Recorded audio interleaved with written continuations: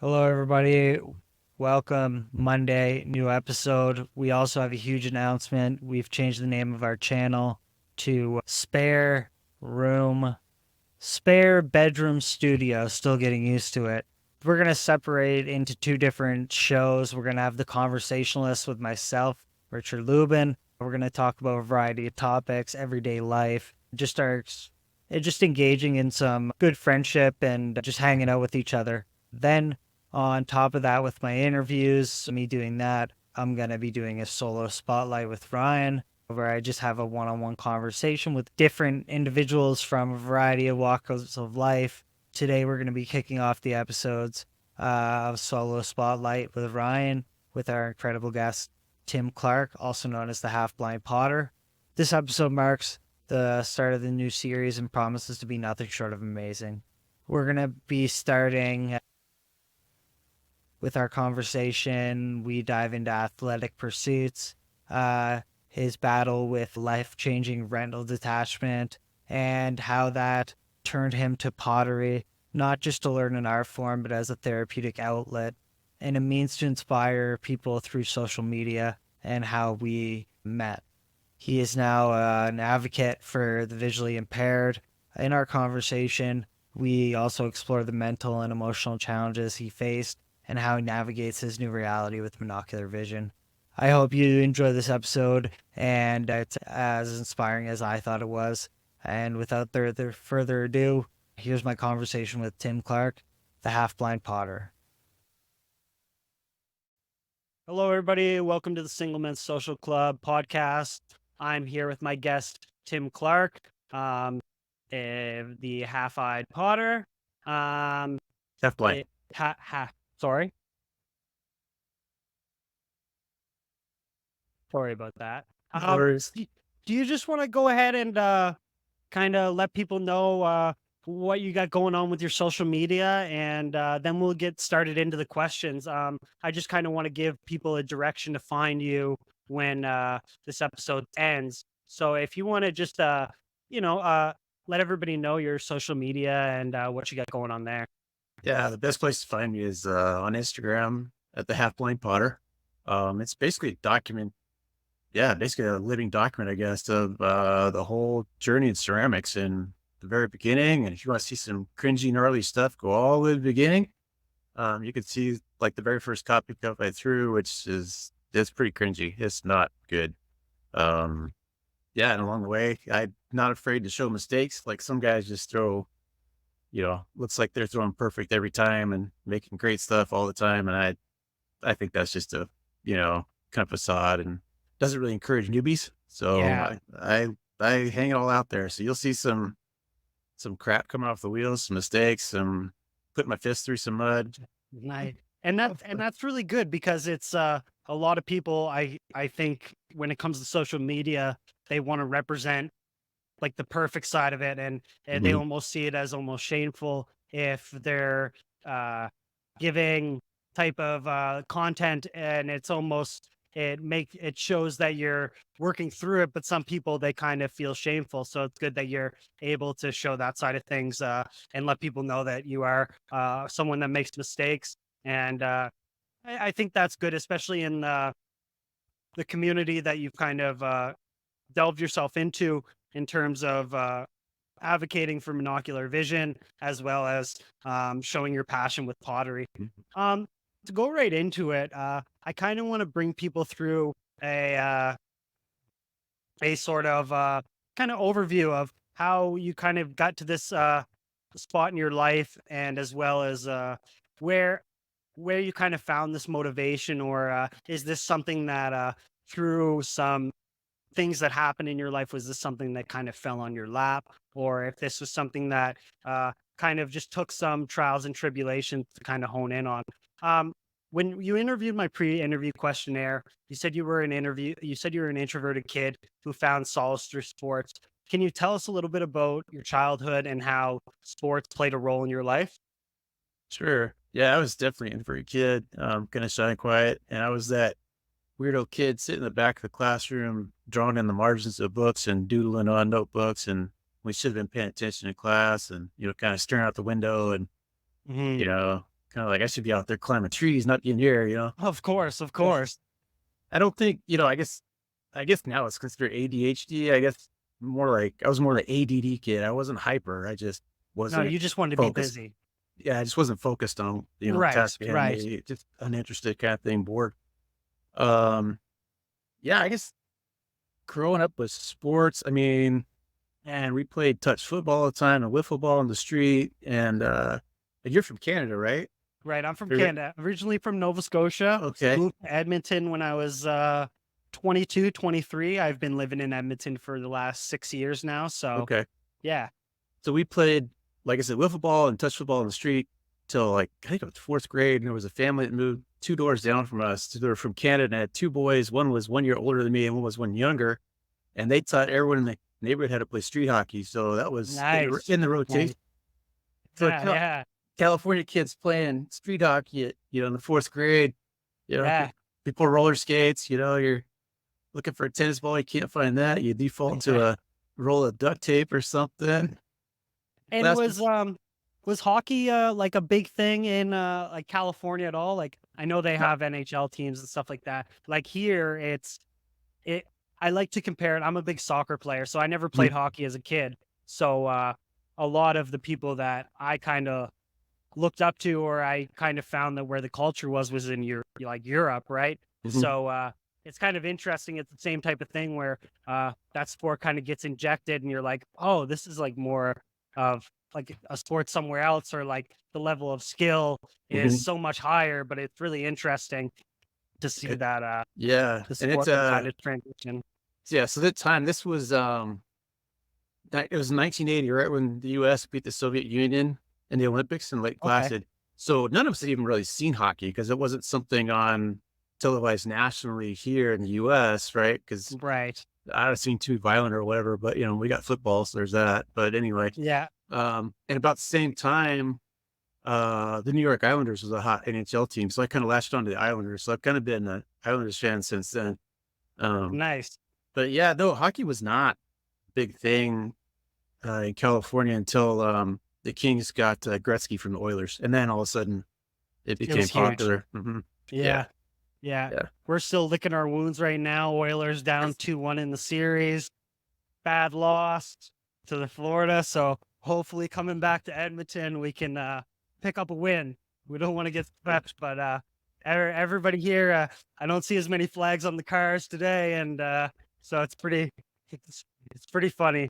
But Yeah. yeah, it's really exciting to have like professional sports, and it's interesting where it's funny. I just had a guest on last episode, and I said about how professional sports and their involvement with like community development and stuff like that, and Mhm, how sometimes it takes this professional sport or some type of franchise to come in, and that might be the way that the community kind of binds together, where you see neighborhoods having watch parties and this and mm, that, where you would have never seen this if there wasn't something like to chant for, and how many friendships and relationships get to be able to foster through yeah, a professional sport. So, as well as learning about a new sport that mm, hasn't been mainly popular and mainstream in the country.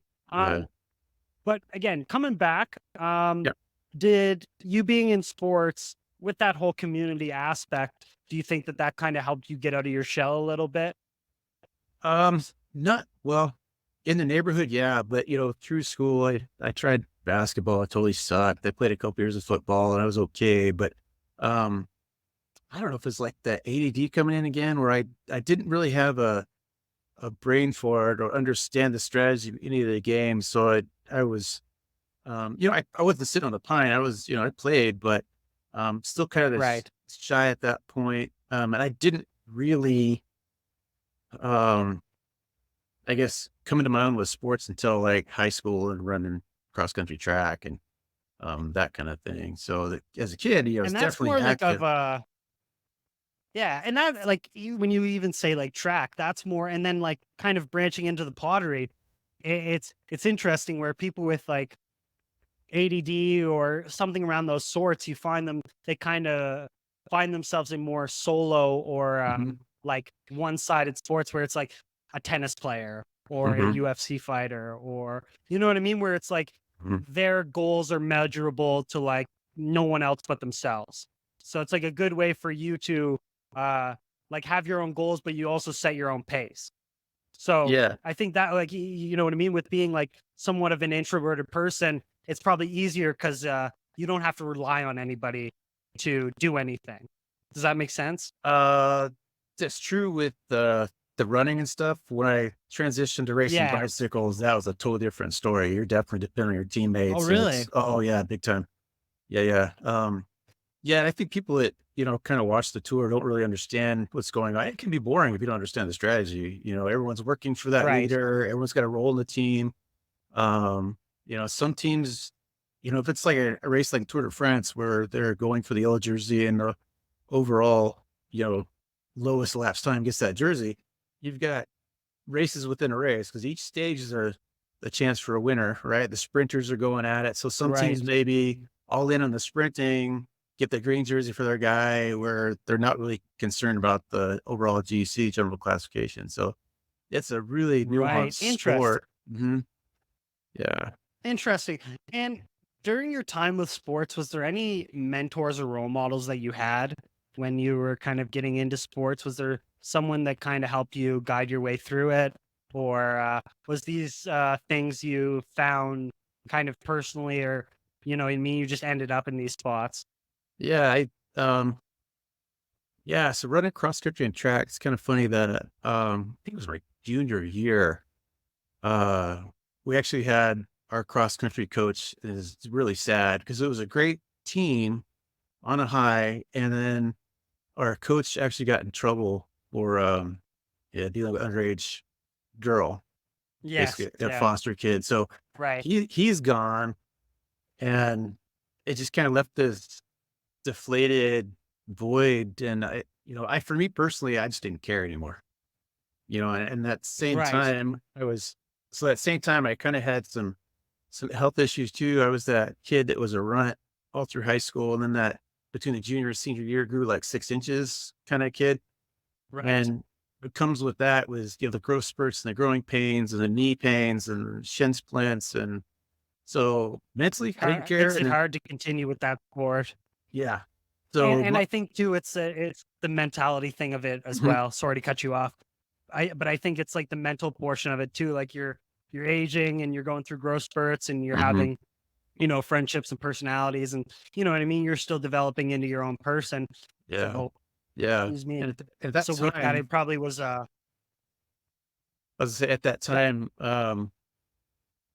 so again, I still wasn't the best student, high school. I did just well enough to stay eligible for sports. That was it, and um, I remember I had an English teacher that I turned in a term paper. She handed it back and it was, an F on it or a D minus or something bad. And she made a comment about me being stupid. And it was like, "Dude, I just don't care. It's not that I'm stupid. I just don't care.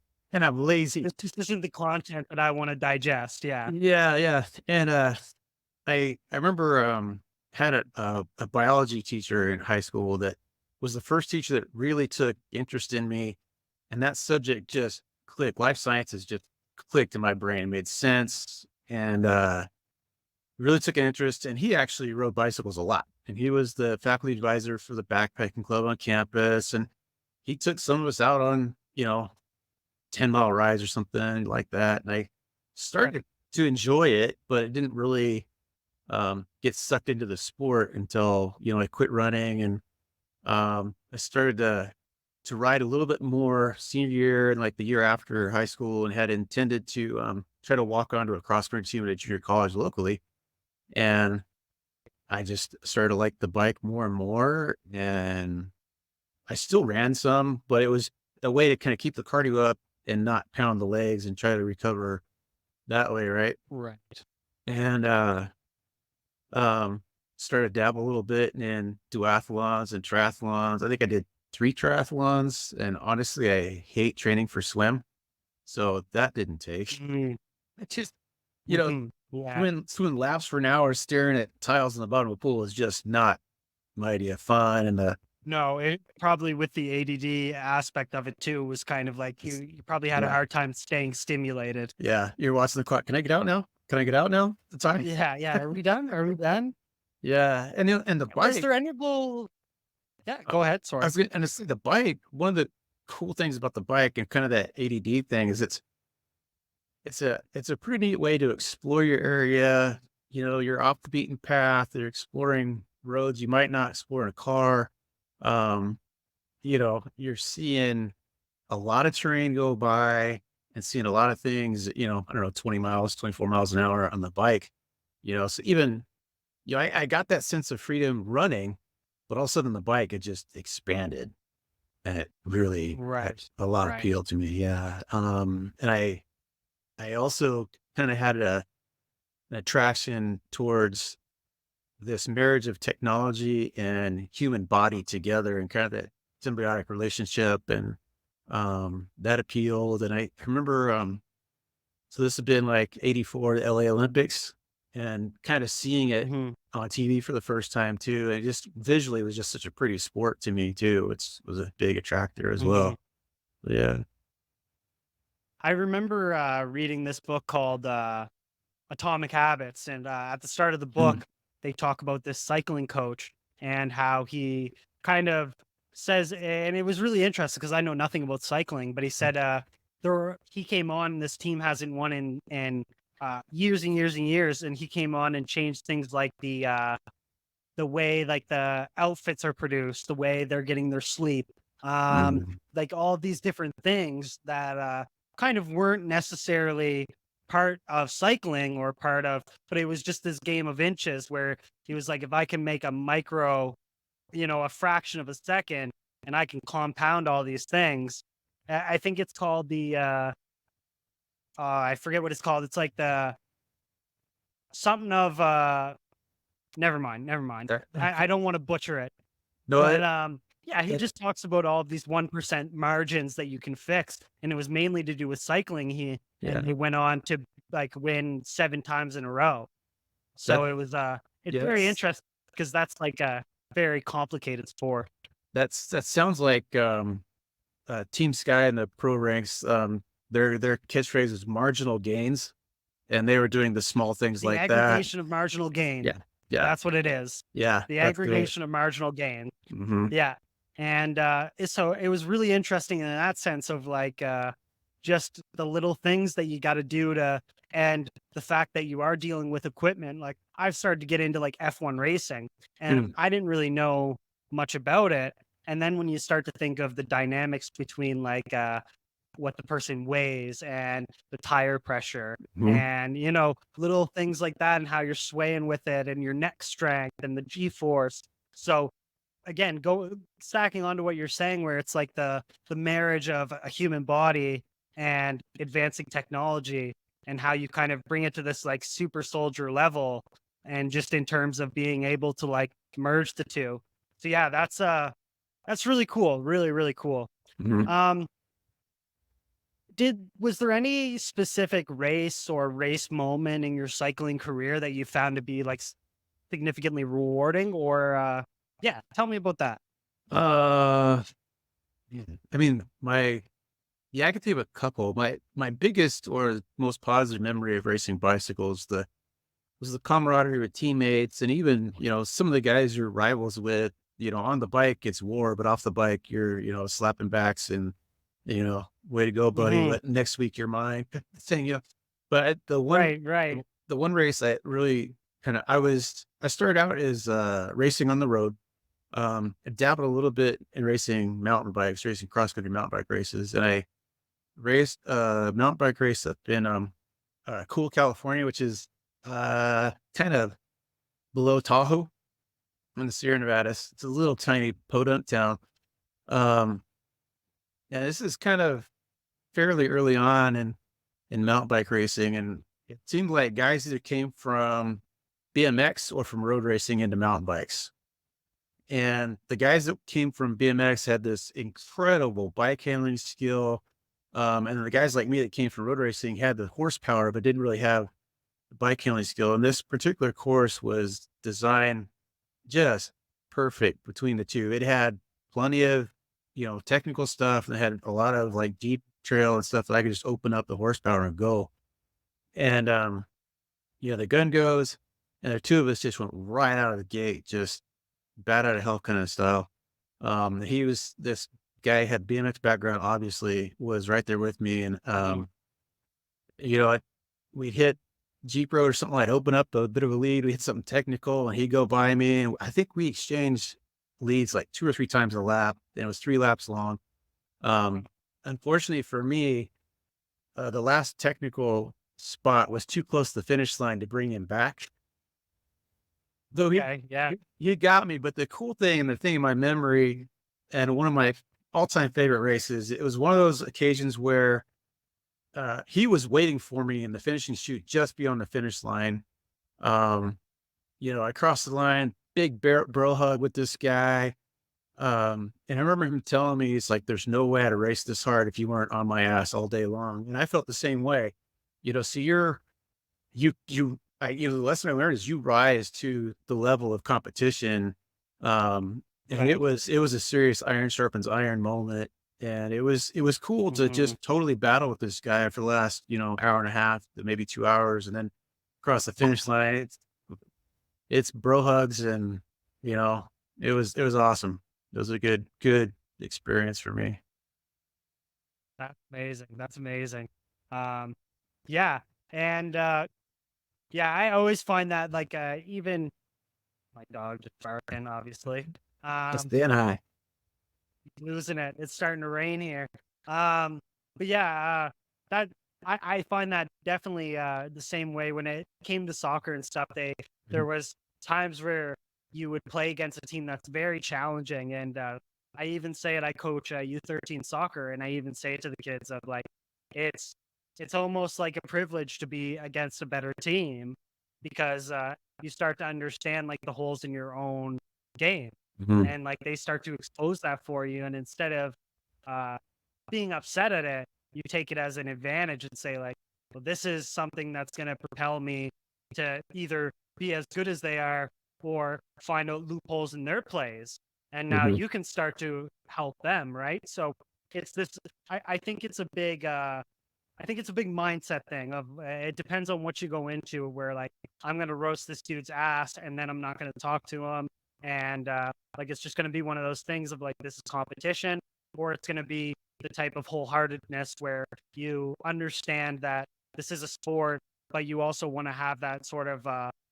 wholesome feeling where instead of someone just being at the top of the ladder, you kind of want to help people ascend. So that's really good.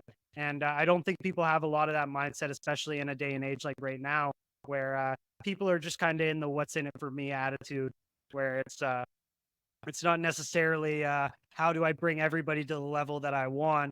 It's more of how can I get what I want, hold that as much as I can, and screw everybody out. So That's true. definitely a very good attitude. Yeah, Definitely a very good attitude to have. Because yeah. I find that it's very rare. It's definitely a very rare attitude to have. Um, so then you went from cycling and then you went into rock climbing. So probably the same in terms of like I want to say like level of extreme. Like I think BMXing and cycling and rock climbing, it's a pretty like adventurous sport, right? Uh, Yeah. how did you transition from doing that sport to rock climbing, and was there any similarities? Was there anything that like significantly challenged you, or was it a pretty smooth transition? Yeah, so I it was during the last season I raced, and I had a pretty good spring, was racing a decent team and had some good results. And it was about so this would have been my 11th year racing, I think. So I raced 4 years in college, Fresno State, and 7 years after, just around the Western US, like a little bit in Arizona, Nevada, Oregon, but mostly in California. Um, but that May, I came down with what it eventually became the strep throat laryngitis kind of thing. But when I went in to see the doctor, because it was lingering, it was like 7, 8 days. It was lingering. It didn't go away.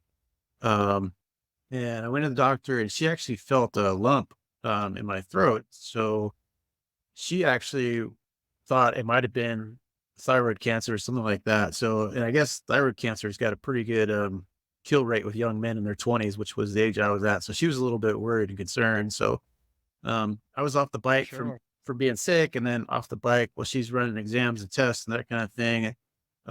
Luckily, it turned out to be nothing. It's just some sort of cartilaginous, I don't know, the way my throat developed. I don't know what it is, Right. but I can Just still how feel it. something develops. Yeah, I can still feel it today, but it's nothing. Um, Right. but all that time off the bike, when I came back on the bike and started racing again, after having, I don't know, at least 3 weeks off, I was getting my butt just handed to me in bike races. And I was kind of at that time too, that been racing that long. I was starting to, my desire is starting to wane a little bit, get a little tired of the rigmarole, the travel and all that kind of stuff. And kind of feeling like I'd done my time and I'm, Seeing what you needed to see. yeah. And I was kind of one of the senior guys on the team and, young pups are coming up more Right. aggressive. And, um, yeah, in fact, the attitude kind of changed where younger guys were there's at that time there was kind of this little bit of a pecking order, right? And young guys were coming in and just screw that pecking order. I'm not gonna, what manners? What? No. Right. And so Yeah. that's between being off the bike that long and kind of the attitude changing around your racing. I decided, oh, I'm going to take a step back and maybe I'll just ride the rest of this year, see if I can fall back in love with, just riding and hanging out with the guys.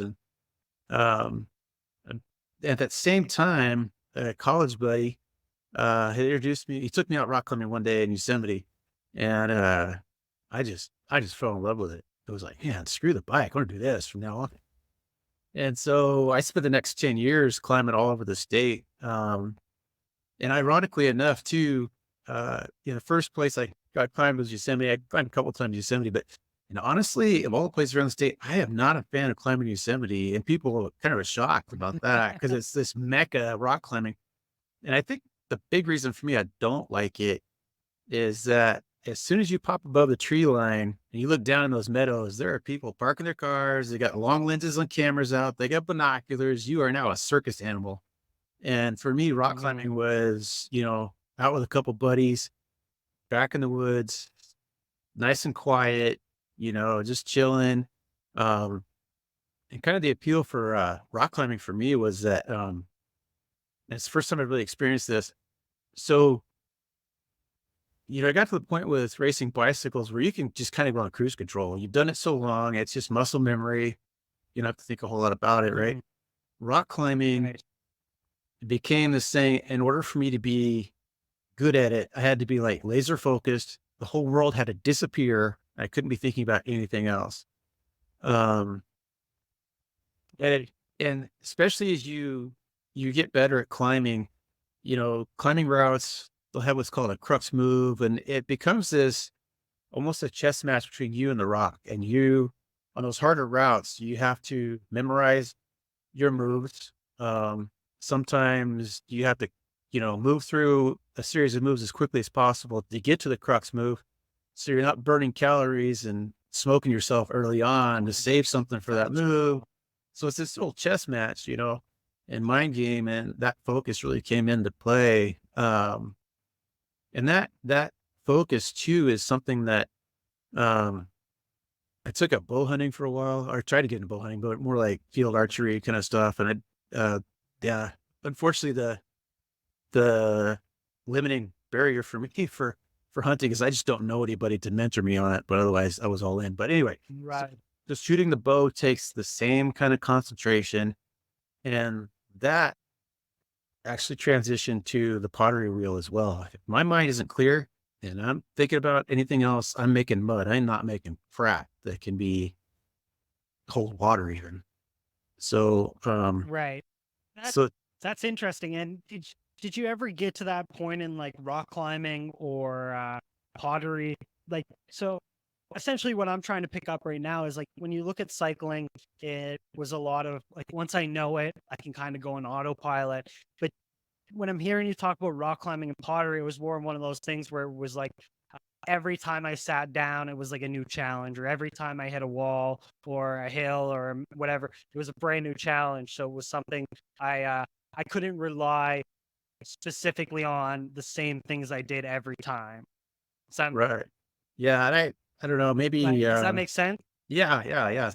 No, it definitely, Yeah, there's not that, at least for me, and maybe some other people that make ceramics, they do have that level of comfort. But for me, I don't have that level of comfort on the pottery wheel like I did on the bike. And just that, yeah, I've been racing or riding bikes till 17 years old. I'm still riding bikes like that. I don't, I race a whole lot. I mean, I raced a mountain bike race last February, but I just kind of do one offs once in a while. But that's something that's kind of pre-programmed. I don't have to think too much about that. But yeah, that I'm not that comfortable on the pottery wheel. I really have to focus. And it's, something Do you else think? is good. Sorry. Do you think it's like the aspect that it just requires like creativity and imagination? Like, do you think that might be what it is, where it's like I almost have to be a little bit more like creative with what I'm like when I look at playing soccer, like there's some things where it's like, oh, if I need to like shoot, I can shoot, or if I need to Mhm. pass, I can pass. But when I'm playing a game, I have to sort of like monitor, like, well, where's this guy going? Where is that guy going? Mhm. And like maybe I'm gonna try this, or maybe I'm gonna try that. And it's not it may work and it may not work. But like this is brand new to me every single time. Because like I might be playing with different players, different team. Whereas like you don't know like the mindset you're gonna be into going onto the pottery wheel or handling a Mhm. climb, right? So it's you kind of have to have that imagination.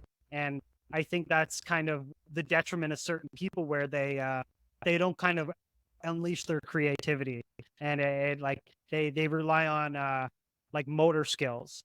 Mhm. Does that make sense? And then they go, oh, like I can't just do everything the same way, and I continue to fail, and I'm still trying to understand why I'm failing, but it's just because I'm not trying different ideas, or I'm not challenging myself to do certain things. Does that kind of make sense? Oh yeah, it totally makes sense. It- yeah, because even like the pottery wheel, um, let's say I'm sitting down to make a dozen coffee cups. That basic cylinder is the same every time. Um, there's some muscle memory involved. I haven't been doing it long enough to have that muscle memory where it's just, programmed for me. I still Of have to course. focus to do that. But some guys, man, you just throw down and it's a cylinder in less than 5 minutes. I might have to, Right, it right, might be 10 for me or something, but I can still do that. But right. you're right. If when it comes to um especially the bigger, artistic pieces I've been making, I'm definitely flexing some creativity big time, where some of those functional pieces Man. can be a little bit repetitive and, um, almost like a assembly line kinda thing, so you can kinda get into Right, a groove that way. right.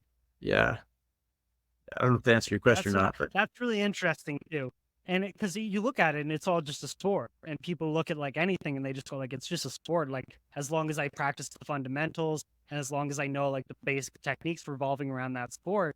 And it's interesting because I tell like uh when I coach my kids for soccer, I say like uh it's not about like how good you are at the skills, it's how good you are at like having an imagination, being Mhm. creative, and like because Yeah. everybody knows where a pass is going to go. The idea is that you want to make them believe something else, Mhm. or you want to show them something of like, holy shit, I can't believe this person was able to do this. You know what I mean? I can't believe this Yeah. person was to make this movement on a wall and I've never seen it before, right? Yeah. So I find that very interesting. With when transitioning sports, you also have to kind of transitioning your mindset of how you're approaching certain challenges. And I find that so fascinating because I think people, I always talk about everything's in an iceberg, right? Where it's like everything looks very simple at face value. But then when you look at it, like I can go deep into anything, and there's going to be people that you can talk to, or certain techniques, or Mhm. the mythology behind it, right? So it's very interesting where like when I hear like this with rock climbing or pottery, where it kind of gives credibility to whatever I have in place with this iceberg theory of like anything you go into, once you tap into it, there's a whole nother like 99% that you never knew was there. And then you're Yeah. like, oh shit, I never thought it was going to be Yeah. this complicated. Yeah. I thought this was be easy.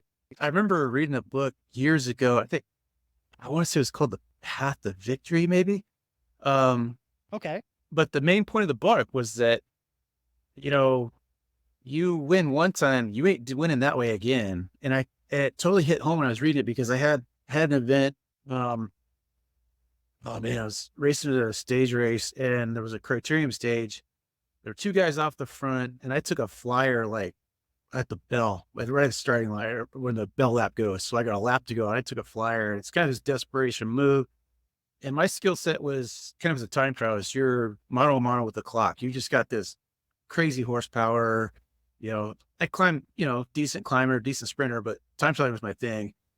And I ran these guys down. Um, someone, someone hesitated, came after me. He managed to just pit me at the line.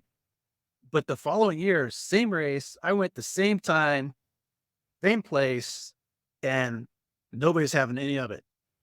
They're like, no, no, no, no, no. Right. You're not Right. doing that again. Yeah. That was the last time I ever got off the front that way. So people are watching and the point and it hit home because the point of this book was, you know, that may have been successful that time. People are watching. And he made the point of like, in the NFL football, you watch game film. You see that team last week was Yep. successful. This week we're playing them. They're not doing that to us. They got to figure out another way No. to win, so it's that winner's mindset. You're right. That creativity has to happen Yeah. in order for you to win again. Yeah. It's interesting. And I think too, even when it comes to like making content or being on social media, where you look at how much do I follow the momentum of what other people are doing, Mhm, and how much do I try to trench out my own path, and like mhm. hopefully this gets discovered, right? So I think with social media it's a different beast because you're kind of I think you're kind of giving credibility for following the common guy, right? Like Mhm. with trending music and this and that. Like I think they almost give you you get bonus points for doing what everybody else is doing.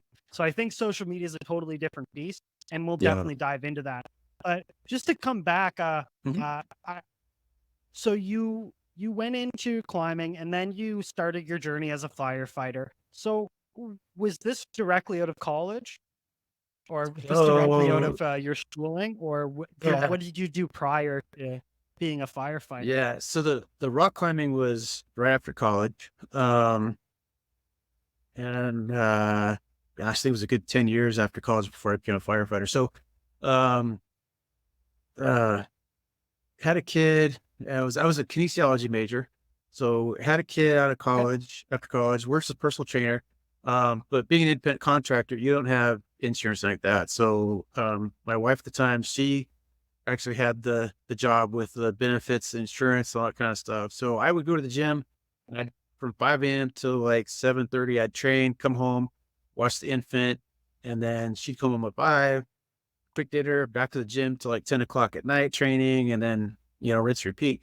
And it was during that process and being a stay-at-home dad, but still working at the same time. I was like, man, if I ever a kid, I ain't doing this again.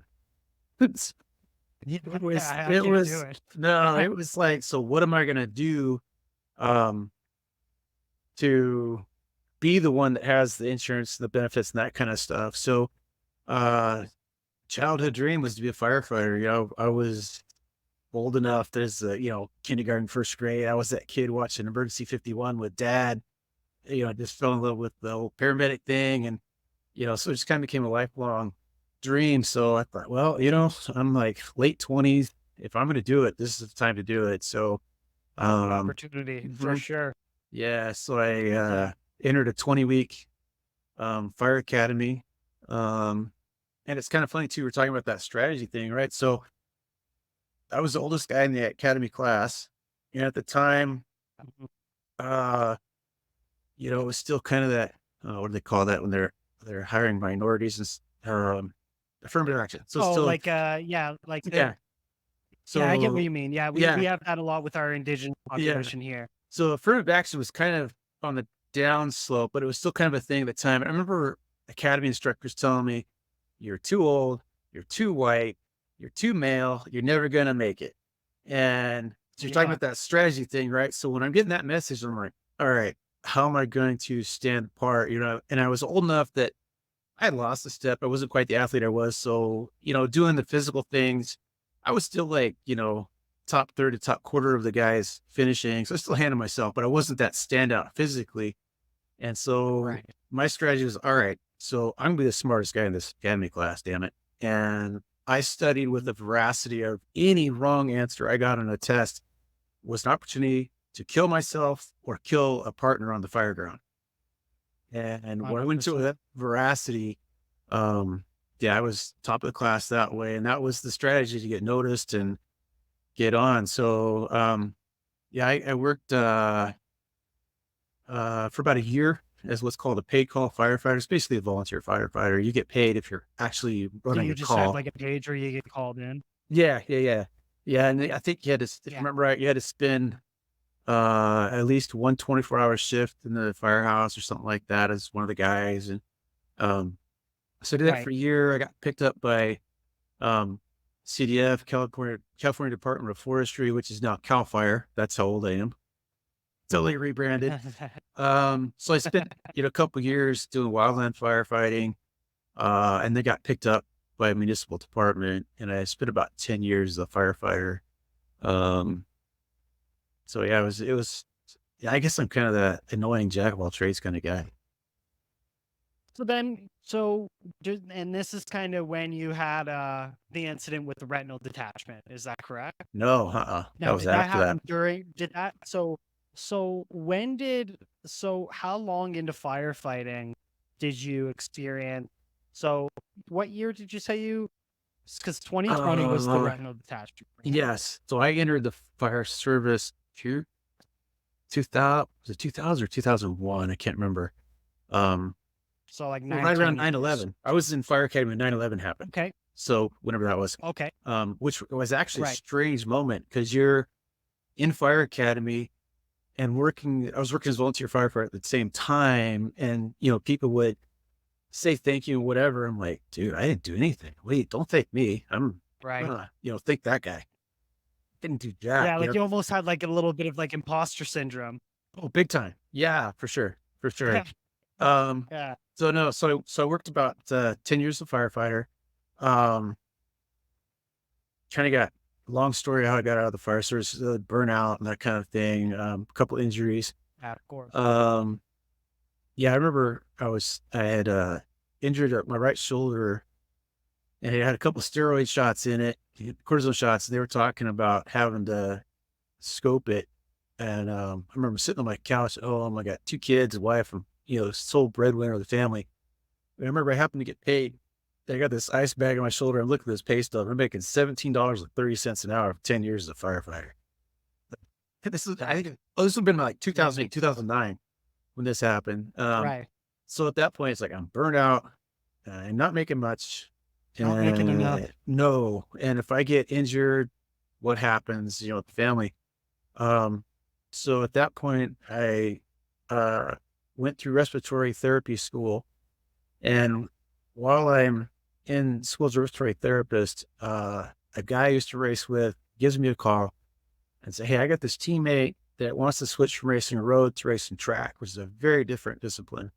And he's looking for a Mhm. weight room coach. And I told him about you, told him he used to race bicycles, told me I had a kinesics degree. This guy's like, I don't know what it costs. I don't care. I want that guy. And so I started training him before I was going to class, RT school. Um, he actually became the California State Masters champ match sprint that following year. And when that happened, then guys I used to race with and guys I didn't know were just calling, to do personal training with me in the wintertime for their cross training in the off season. Right. And I finished Like weight RT. room stuff. Yeah. And I finished RT school. Um, wasn't getting hardly any interviews, much less getting a job offer. I think I did home health care for a few months, which absolutely sucked. And you're barely making minimum wage doing that. And the personal In training, another person's house. right? Yeah. And the personal training thing was starting to take off against them. Well, screw this. Let's just jump back into personal training. Um, and gosh, I don't know how long I was doing that. And a guy I know who is now the CEO of the hospital I work for, um, I knew him from church and men's Bible study we were in. We exchanged phone numbers. I hadn't heard from the guy in a couple of years. And I get this text message out of the blue, and all it said is, "Have you ever designed a gym?" And I just text back, "No." His response back was, "Do you wanna?" I'm like, do I wanna? You want to try? Yeah, exactly. So I was like, yeah. And so he sent me the phone number of his executive secretary. He said, give her a call, set up a meeting. And I think it was a week later, I show up at this meeting in a conference room, and he's got the blueprints of the office building space that's attached to the hospital campus we're at. And there's nothing there. It's a blank slate. And it just so happens that I had through high school wanted to be an architect, and I had done mechanical drawing classes, old school. This is before CAD. And Right. he said, he shows me this. Do you think you work with it? I'm like, well, I think so. And they said, well, let's skip the head maintenance guy. Let's go over to the space and you actually see it in person. You walk in, it's like conduit hanging from the ceiling. There's bare steel I-beam walls and, all kinds of crap like Right. that, concrete floor. I think part of the Right. floor wasn't And even, you're like, where do I even start? yeah, Where do I exactly. even start? Well, total blanks, total blank slate. Yeah. And I said, yeah, let's do this. And so, yeah, Why yeah. not? I'm like, fake it till you make it. What's the worst gonna Yeah. happen? He knew I was a Well, lifelong and gym given rat. the yeah, Yeah, so he and knew. given the experience you had, so you probably knew. Mhm. So, Like, you knew just like given the challenges and stuff. yeah, and he kind of knew my character from, being in this Bible study with him. And so he draws up a contract. I ended up being this independent contractor designing this gym. And towards the end of the construction process, he asked me, he shoots me another text, says, do you want to manage the gym? And I'm like, dude, I just built my dream gym on your dime. Heck yeah, man. It's a no brainer. Of course they do. So yeah, Of course. he kind of came by with a contract, a handshake deal. He says, yeah, we got to do interviews, but you're the guy. Don't worry about it. So that's how I That's landed awesome, man. the job I have now, managing this gym. And so it was during that time period managing the gym. So I think it was 2014. We opened the doors of the gym, and COVID happened. They of course shut down the gym because it's a chance for vector infections for COVID, and we didn't nobody Right. knew anything about COVID Right. at the time. So um, I think we were closed for maybe a month, and I got a call from HR that said they wanted to use the gym for the locker rooms so hospital employees could shower before they went home, so they didn't take COVID cooties home to their families, right? And Exactly. so, yeah, so we babysat this empty gym, and it wasn't long sitting babysitting this gym, so no one used the equipment. They were just using the locker room. Um, we kind of, and I had a couple people on my staff I got to retain during this time too, because it was 24/7 watching the locker room. I kind of got the idea Right. that, we still, we can't service our people in person. And as the longer COVID went on and the shutdown went on, the more I heard from people went across the street for lunch, the cafeteria and stuff, they were like, conversation went from not feeling so fat and out of shape, this kind of thing. They went from that conversation to fighting depression. I have no like mental outlet, anything like that. So it was at that time that, what, let's get some cheapo, heck, let's just use cell phones and shoot exercise videos and put them out on our intranet, the internal, you know, Something that people can do Just- from home or with very little Something. equipment. Yeah.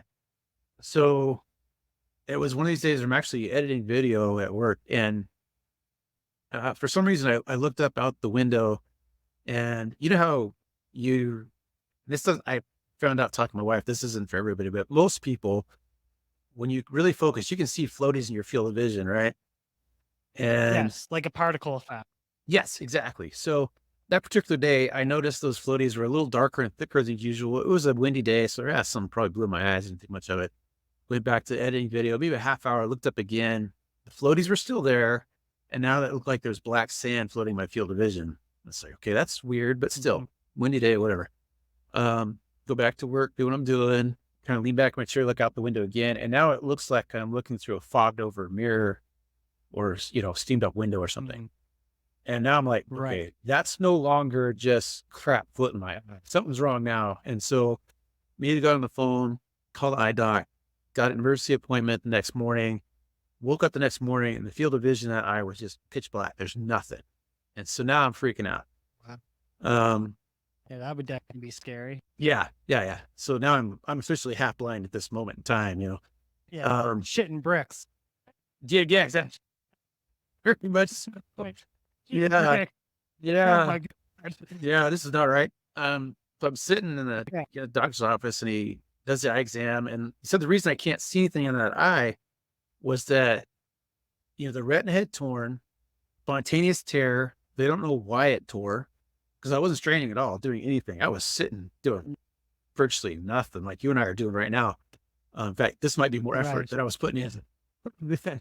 Right. But he said it hemorrhaged went tore, and the inside of the eyeball was full of blood. Um, so that's why I couldn't see anything. Um, Right. so he refers me to someone to conduct surgery. And retina surgery, the quicker you can get the surgery done, the better your outcome is going to be.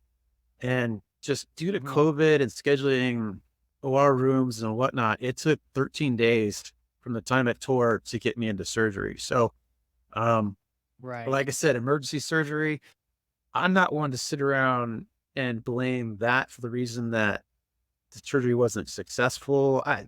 Whatever, Or who knows? Um, but yeah, 3 surgeries from that guy and nothing took. Um, and I don't know how much you know about recovery from retina surgery or not, but no, not too much. Like my sister lost her eye. So my sister was 5 and she lost okay, her eye. She ran into a you know how they have the guards on the fences, on the top of the fences? okay. So a loose piece of fence wire, she ran into it and it punctured her eye. Ooh, So they had to remove they did inoculation, so they right. just took the front part of her eye and then she ended up getting a prosthetic. As much as recovering, I'm not too aware. It was really Yeah. young when it happened, but yeah, anyways, continue. So recovery from a retinal reattachment surgery. Um, so what they do is they, like, from what I understand, they kind of laser etch the, I think the backside of your eyeball is called the macula. So they laser etch that Okay. and they inject either surgical grade oil or some sort of gas in your eye.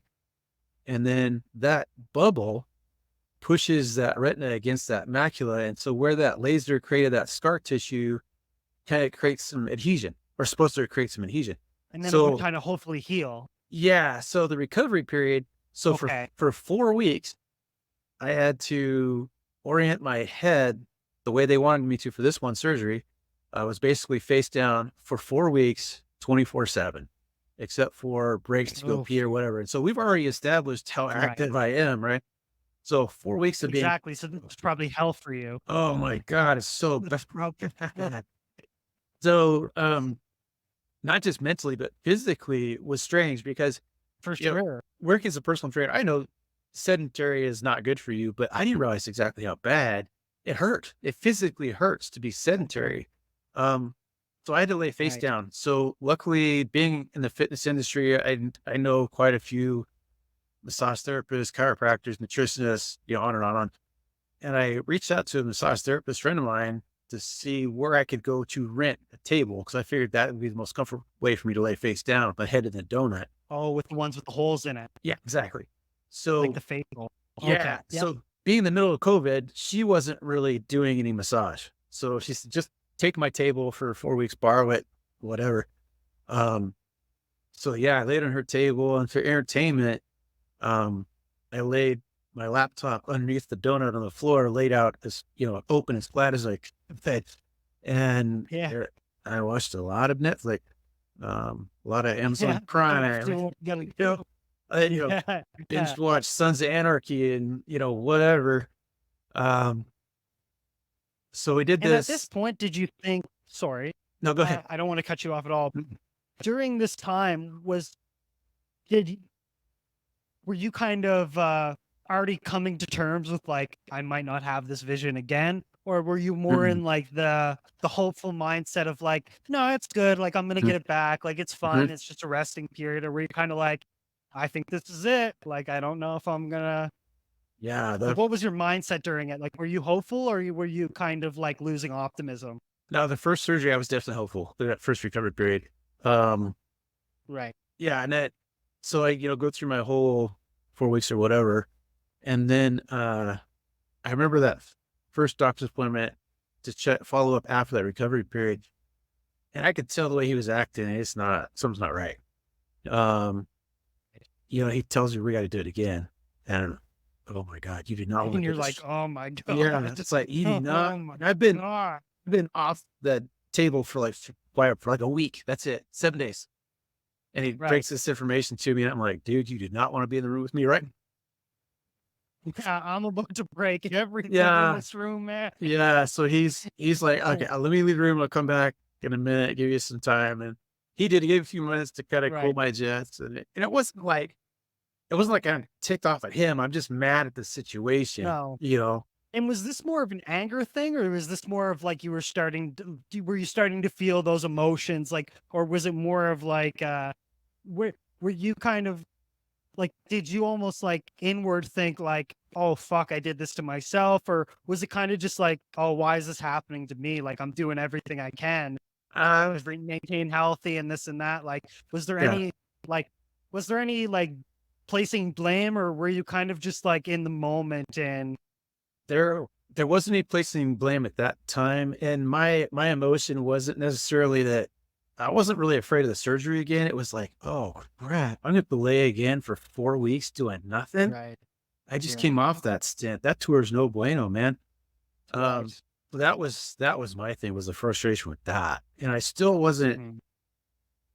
I wasn't as hopeful as I was after the first surgery, but I wasn't like, you know, total doom and gloom kind of, Right. You weren't in feeling. the dumps about it. Right, right, right. So and then that one didn't take. And so I had 4 surgeries over the matter of, I think, 14 or 16 months, something like that. Um, then so that same guy did the third surgery. I wish I'd have, pulled the cord on him earlier, but I didn't. Mhm. I just had faith in that guy. I don't know why, but after the Right. third surgery, um, he's kind of breaking the news to me that we got to do it again. And, there's no real chance of the vision coming back. Right. And, so I'm like, dude, you want to cut me again? And I don't know. I was like, dude, you're done with me, or I'm done with you. Right. And I really felt Yeah. like the way he was talking to me, he's really kind of writing me off, and bedside manner was not that.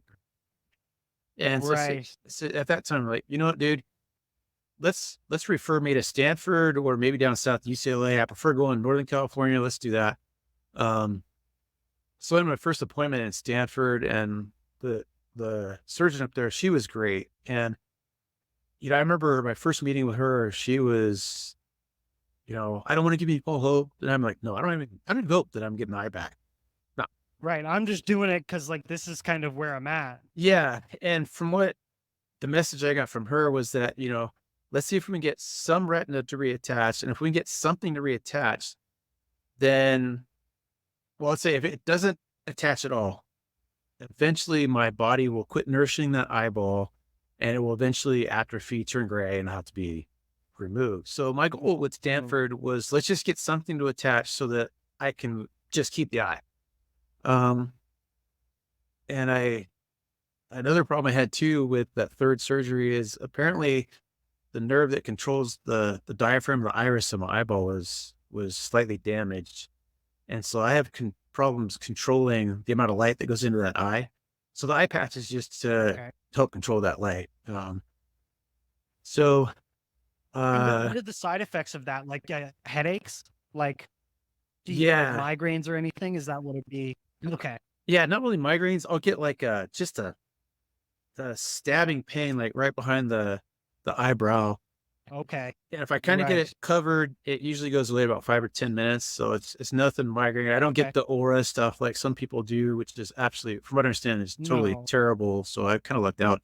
Um, Oh yeah. but yeah, It's torture. yeah.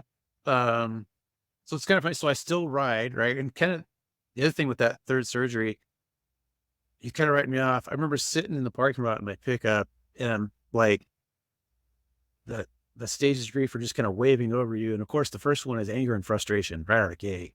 I'm pissed off. And, you know, he it's like, it's kind of weird because they cut on you and they kind of send you out into the world to make your own way. You get out of the nest. Bye bye.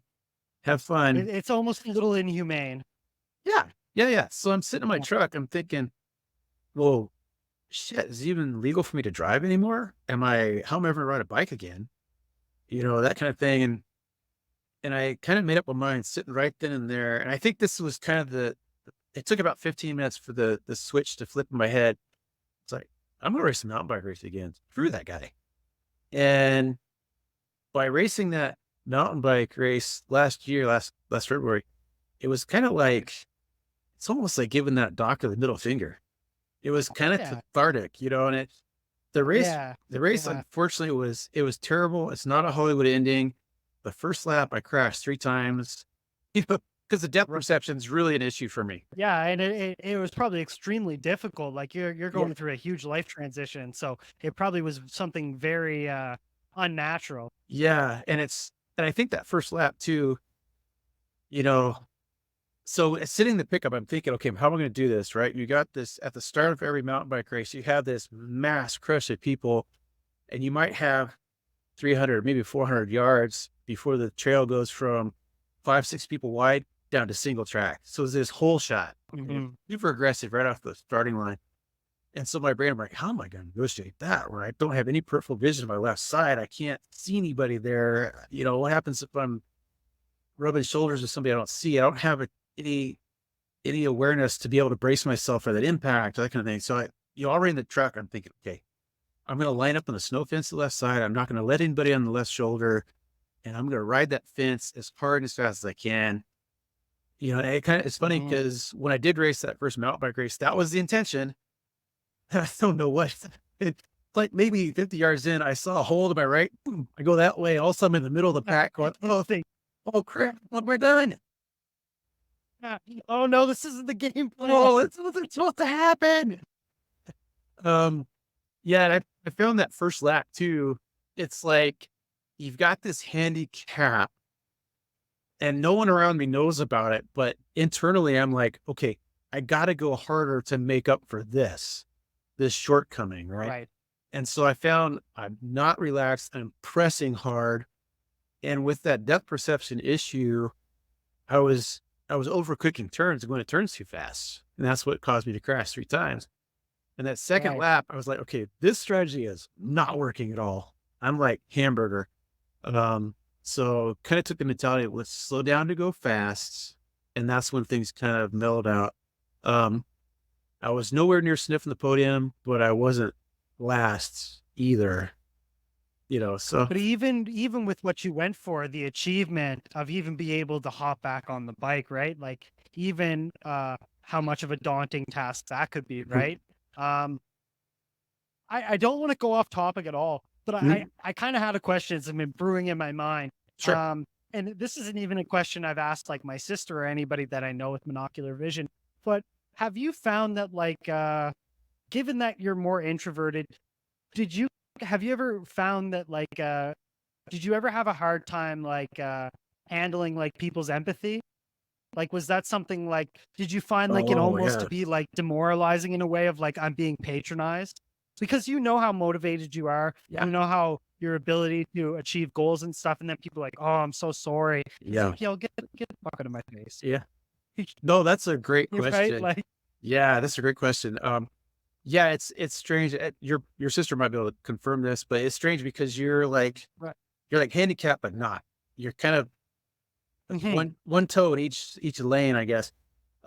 Yeah, the one time I've really experienced it, my my wife and I were out at a restaurant, and there was an older couple that sat next to us on my blind side, and they chatted us up. They were friendly. We talked a little bit with them. We continued our meal, and uh, I neither one of us finished our meal, so we both asked for takeout boxes. And the server brought a box for me, and open up the box, and I grab my plate. I'm going to slide the food into my box, and I feel some resistance on the plate. And so I pull a little harder and there's more resistance on my plate. I finally look over and it's a guy at the next table. He's got his hand on my plate. He's trying to help me put it in the box.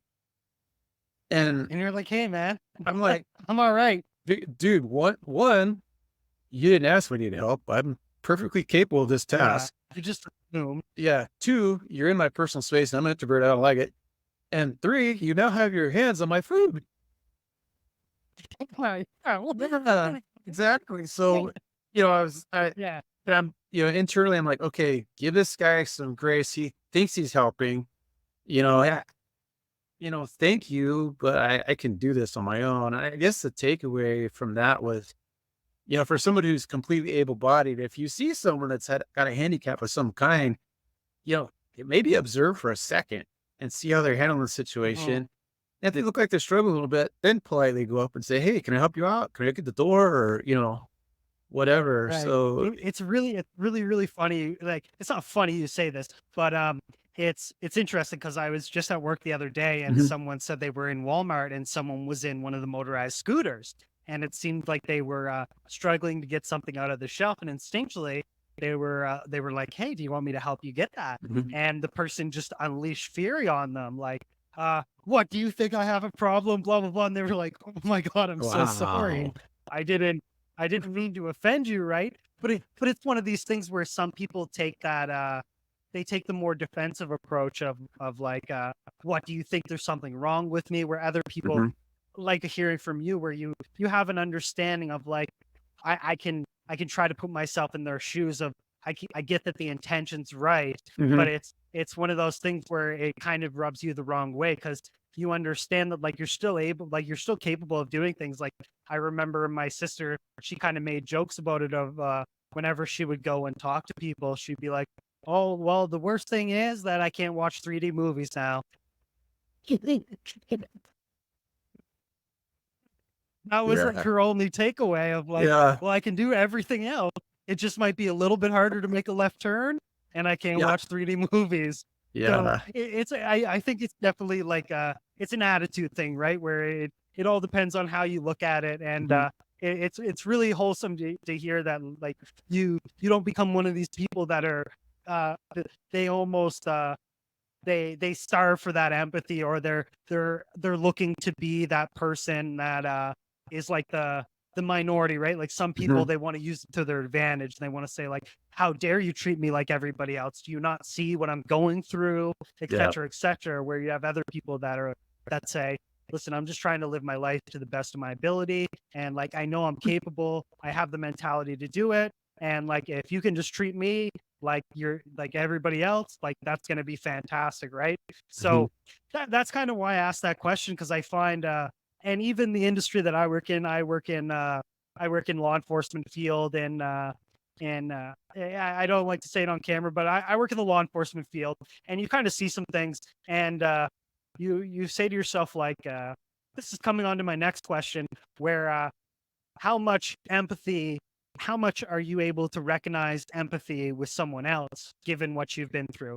Do you find it harder when someone has a bad day and they say like, oh fuck, like I like backed into some dude, and you're like, well, fuck you, I lost my eye. So like, right? Like, you know what I mean? Yeah. Yeah. Where it's like, did you have a Yeah. bad day? Right? Yeah.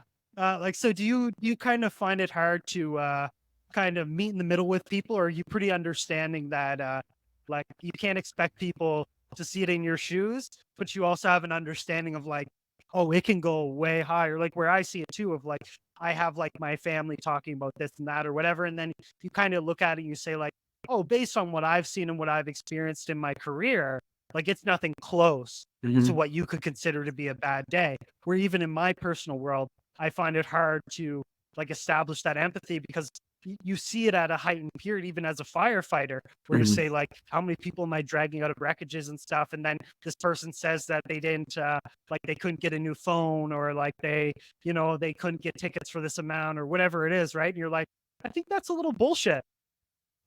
It's yeah, it's definitely something that's changed my perspective for sure.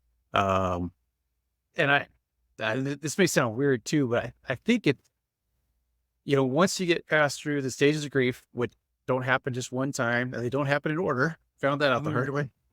And, Right. and honestly, still deal with that for sure. Yeah, Right. I think that'll be a lifelong thing. But I think working through some of those things, having this different perspective, it changes what's important for me in life and what's not so important in life. And I think Mhm. I think it's in the process of maybe making me a better person, to be honest. But to answer your question And about the it's yeah. empathy, Yeah. Go ahead. I remember having a conversation with somebody and they were talking about being blind as a bat without their glasses. And I'm thinking, Imagine being blind without not. Yeah. Yeah. I'm scoring. yeah. I just thought it was kind of ironic. You're talking to a half blind guy about being blind without your glasses. Like, okay. Yeah.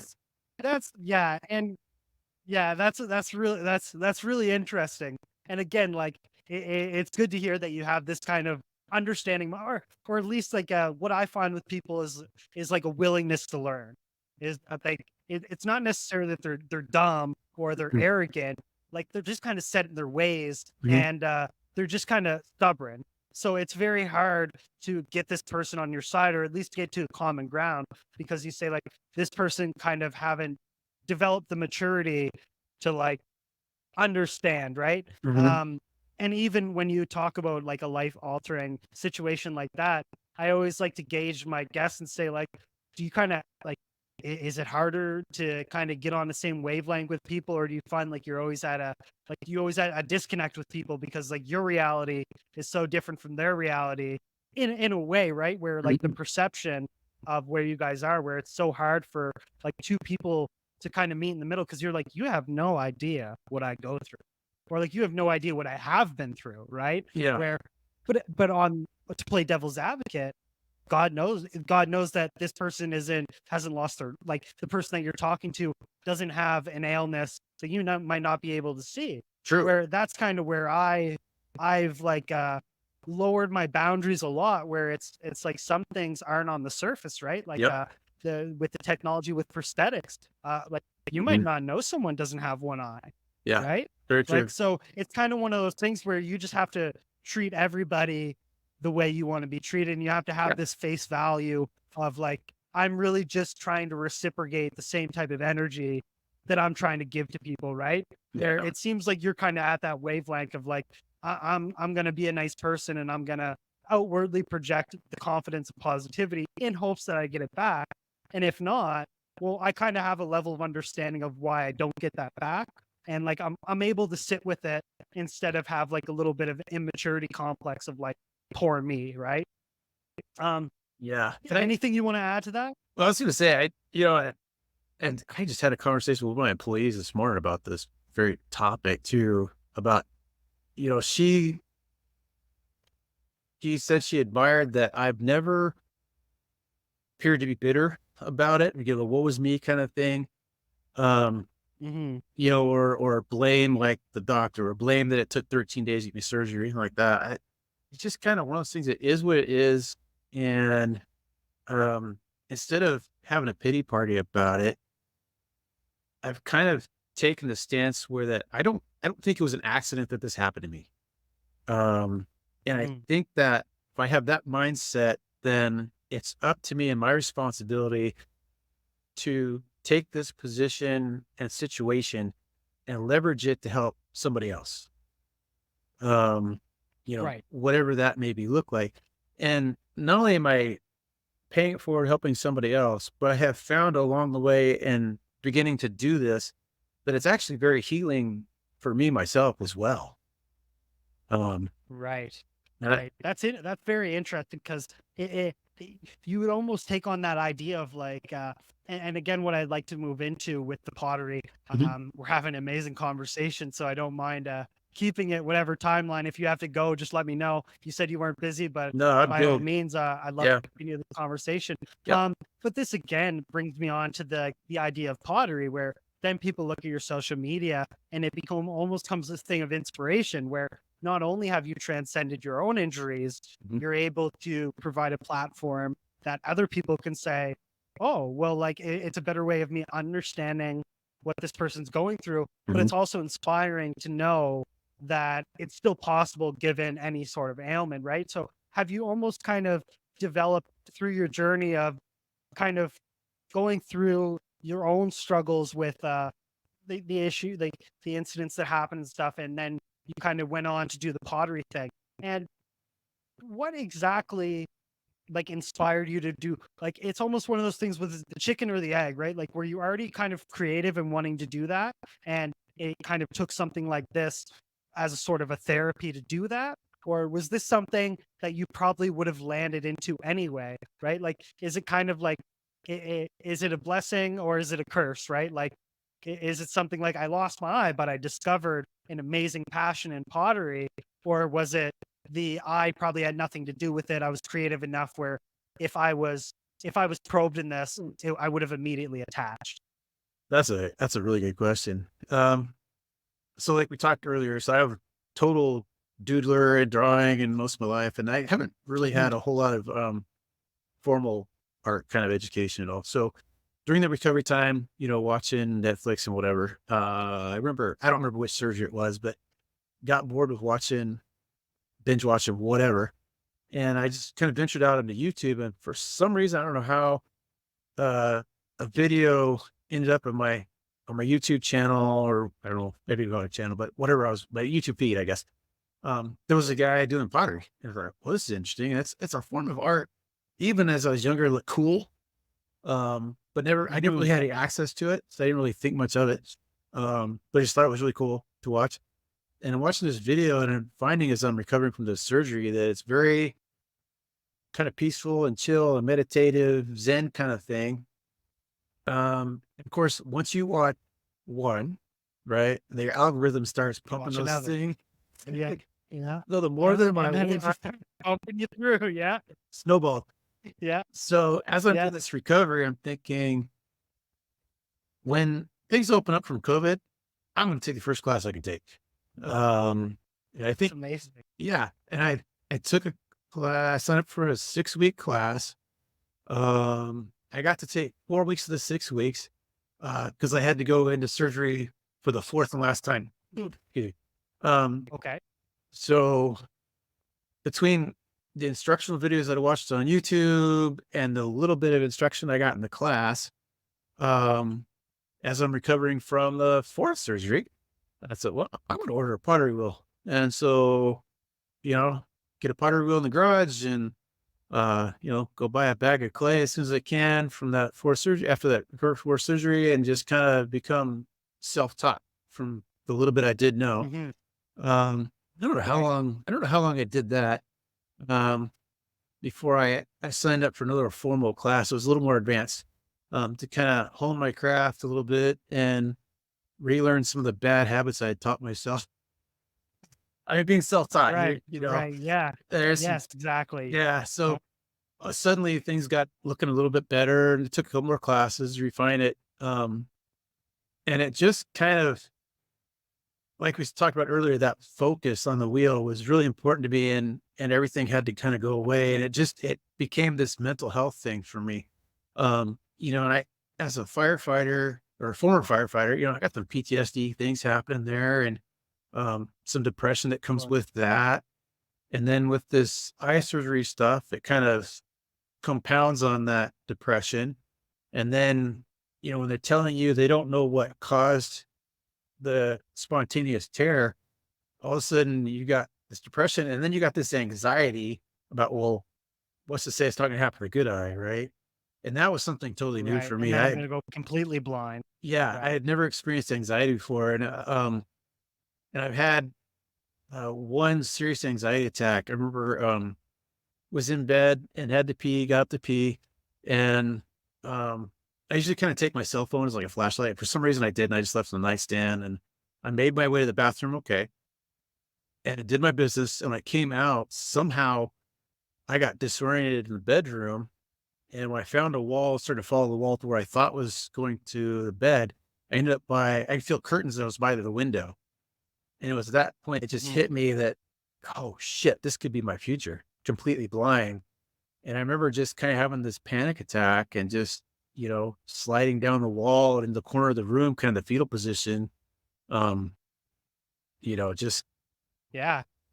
I was And that frozen. must have been, yeah. and just simply because of the fear of because the injury that happened was so spontaneous, Hmm. it's like, well, who knows? Maybe like maybe this might happen again. Like I have no definitive reasoning. Nope. It wasn't that it was an accident. It Nope. wasn't that it was right. So that I think your fears are definitely justified Hmm. because it's probably the fear of the unknown, right? Yeah. The Just fear. simply the Yeah. fear that it's like, Hmm. Fear of the yeah, unknown, and then and it's something I have no control over at all. right, right, and did you also think to yourself how this might impact like your family dynamics, the way you work, like because do you think there's definitely a different type of road to recovery or type of accessibility issues when losing both eyes compared to losing one eye, right? So was that something that you also thought to yourself of like the butterfly effect of like not only this gonna affect me, but this might affect my ability to take my kids to school. This might affect my ability to, you know, uh, cook dinner, right? Like little Mhm. things like that where I think some people they don't. And given already your injury, this is probably the intensity is probably a thousandfold, right? Mhm. Where it's probably extremely scaring. Yeah, yeah, yeah, and it's still, and that anxiety is still there. I haven't had a panic attack like that since, thank goodness. Um, but Right. like I said, the time on the wheel and that focus and concentration where all that stuff is, cast aside and it's just me and the Mhm. clay, has really become a form of mental health for me. And it's Was kind there any like apprehension with going to your first class? um, I don't know if apprehension is the right word. Or like was there certain things of like how am I going to be like am I going to be able to fit in with this type of community or like or did you kind of do enough research and review to say like I've already like found that this fits with me and like the people that I'm going to like I kind of have an understanding that I'm going to nourish something where some people go like is this really for me? Do I want to do this?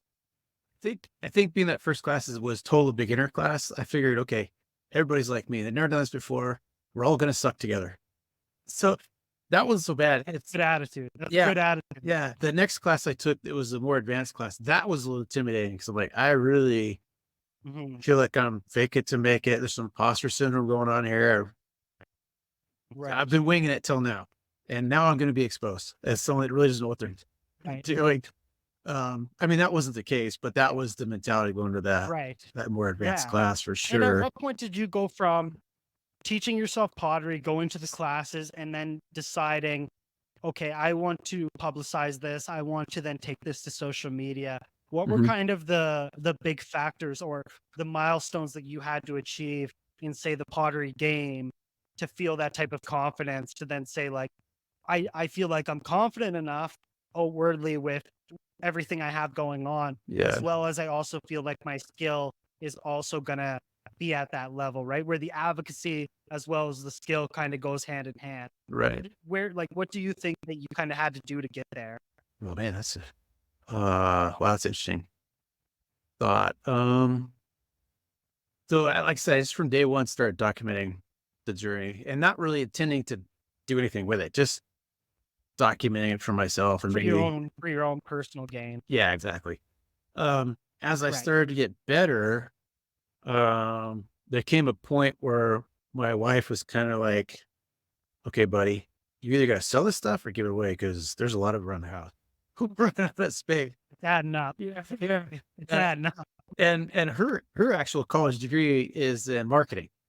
So, Okay. yeah, it's Perfect. yeah, so it for a while, I was kind of a control freak on what I was going online and that kind of stuff. And now it's, Yeah. yeah, now she's like, dude, you suck at pictures. You're not doing that anymore. I'm doing all the photography and, I'll handle the design of the web page and that kind of stuff. And, um, yeah, I'm still kind of have control over, well, she still takes pictures for the Instagram page, but the silliness and the irreverent stuff, Yeah. that's still me on Instagram. It's still kind Yes. of my personality and, the music choices and, um, yeah, that's still kind of my part. But Yeah, it kind of slowly became this thing where we got this side hustle going now, and your skills are getting better at the functional stuff that, maybe we should look into doing some maker markets or, Hmm.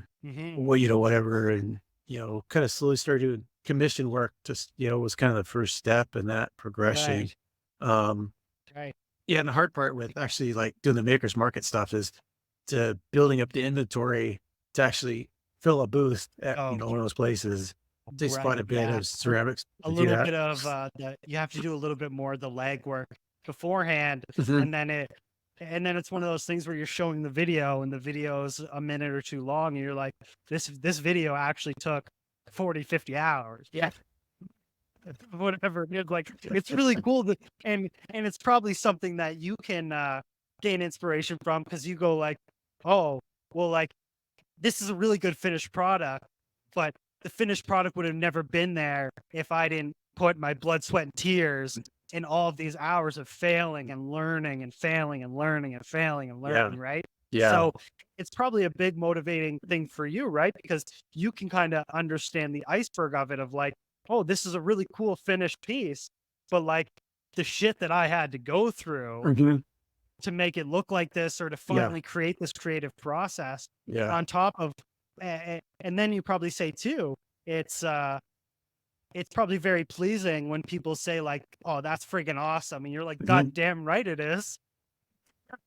Yeah. You know Yeah. what I mean? Like, Yeah. you Yeah. Yeah. so It's it's probably pretty validating in that sense. it is. And there's still, and then it's funny because you'll still get the comments, where someone's like, "What, $40 for a coffee cup?" Like, oh, yeah, yeah, go to Walmart, buy your $5 coffee cup you want, but you're buying this. So you're buying my mental health therapy for one. The man hours, it's a lot of process. I mean, it's throwing on the wheel. You got to let that thing dry. You got to trim it, make it pretty. It dries out a little bit Mhm. more. You put a handle on it. You put it through a bisque fire. When that comes out, you got to sand it down, make it smooth. You glaze it. You put it through glaze fire. There's all these Mm. little That's the steps. video I was watching. Yeah, Video they were there you talking go. about, they were talking about trimming it, and I Yeah, didn't know there was like a leather. It's called a leather leather hard, mold or a leather hard. leather hard, Yeah, right? Where like that's kind of your initial step, Mhm. and then you get into the Disc fire. brisking, Yep, yep, bisque disc fire. fire, and then it's glaze, right? Yep, Where it's very interesting. So yeah. and then they look at me and say like, I can't believe this is $40, but you're like, Mhm. oh, give it a It's shot, it's some go for it. yeah. You can buy your $5 production mold thing, or you could Yeah. buy this. It's actually functional artwork, is what it Hmm. comes down to. That's what you're purchasing as a piece of art.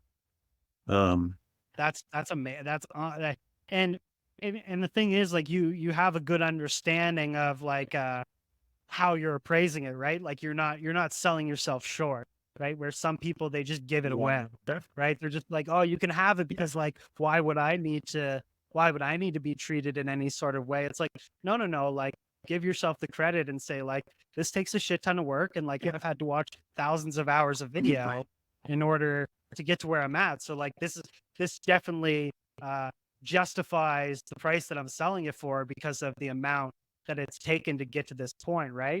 So, and then when you look at your bigger pieces, how has that kind of like how is that story working? Like, how did you go from like making the mugs to now you're doing some things in art galleries, Mhm, stuff like that? How did that kind mhm. of transpire? Um, so, I had so there's all kinds of different techniques to, for functional pottery, to, glaze combinations, to carving, to chattering, to all these things to make it pretty, right? And so I had Mhm. um gotten interested in trying my hand at carving. And so the easiest way to, and I bought a book on carving clay, but the Mhm. easiest way to learn that or practice that is on like a flat sheet or tiles instead of a cylinder or something vertical. Um, Okay. so I've got clay work rolled out on my workbench. So I'm practicing carving, and I'm actually listening to a podcast of a guy who's completely blind, Stephen Hamilton, Enemy of Light and Okay. Dark. I think the name of his podcast. And he's got a guest on, and they're talking about life completely blind and how they can still use social media and some of the things that they can do that people don't expect blind people to be able to do. Mhm. And think part of my interest in listening to podcasts like that is, again, the anxiety part of possibly ending up completely blind is I'm already kind of preloading information on how I can navigate life if that happens. I'm not sure if it's actually helping with the anxiety or not, but it's interesting. And while I'm carving tiles, I'm listening to this podcast and it just a lightning bolt hit me and like, dude, I can carve tiles. I can put together larger art pieces so that someone who's blind can feel art like they're reading Braille. So I can vary the thickness of tiles to create depth. The carving, of course, can, create texture that they can feel. Using everyday items pushed into the clay can create texture that they can feel tactically. Right. And I can make it beautiful with bright colored glazes or whatever, so that someone like yourself who has vision can also take it in. So it's kind of bringing those two populations together is And kind of the goal. you shared that on your Instagram story last night, I think. It was a blind man experiencing art for his first time. And a Yeah. guy was kind of guiding him through it, Mhm. right? So that's very interesting. Is that kind of the idea that you're kind of going with, is like you're Mhm. creating that experience for someone, like the depth perception and maybe braille and maybe certain textures and stuff like that. Yeah. That's fascinating, honestly. Yeah. And just to simply, I could only imagine the amount of techniques or the amount of more learning that it would take in terms of other ways you would have to. Again, it brings down to the creativity thing where Mhm. you have to have this level of creativity to say like, uh, I I not only know I have the willpower, but I kind of have the mental depth in order Mhm. to kind of see something in someone else's shoes, or like I can see what this is going to look like for the fan base instead of exactly what am I going to get out of it, right? So you're kind of taking on this like altruistic um attitude with it of like I'm solely doing this to make sure I'm being inclusive. Yeah. And it's funny too. So starting to do that process too. So like I said, you can press things into clay to make different textures, right? So this epiphany has absolutely changed the way I see the world. Everywhere I go, I see objects, garden variety objects like, well, I can make texture out of that or this or, whatever. Um, Right. like, so I've got three pieces in the gallery here in town locally. Um, Three larger pieces, and they're all designed for someone who's blind to be able to feel. And one of them, some of the tiles were created by rolling an ear of corn across the clay. That's all it is. Right. And Right. I remember my wife, she saw this after I glazed them. She saw this tile. She said, what did you do to do that? And I said, that was an ear of corn. And she's like, of course it is. It's a ear of corn. Yeah, and then you Yeah. see it and you're like, "Oh, I never would have thought about that, but Yeah. now that I see it, Yep. it totally makes sense." Yes. Yeah, exactly. Yeah, I, yeah, you may have seen, so if you've been on my Instagram page, you might have seen the giant cube that I yeah, made. So the yep, texture on that was a combination of two things. The finer texture is just, I found a rock in the yard in the flower bed that I just rolled across the clay to create texture and little bits of, almost like I guess a pimply accent or something. I don't know what kind of texture you'd right, say. Yeah, right. like that. Yeah, And the big cracks and stuff in the clay, I rolled out a sheet of clay and I just ripped it like you ripped a piece of paper and then kind of reattached it together to create those cracks. That's all it is. So it's right, pretty simple. And then right, to highlight the textures on that cube, I used like what you would use to stain concrete as your house. That's all it is. It's quick create mm, concrete yeah, stain to highlight, because it's in the low spots and you wipe off the excess on the high spots and it highlights right, those textures for someone like you that can see. So right.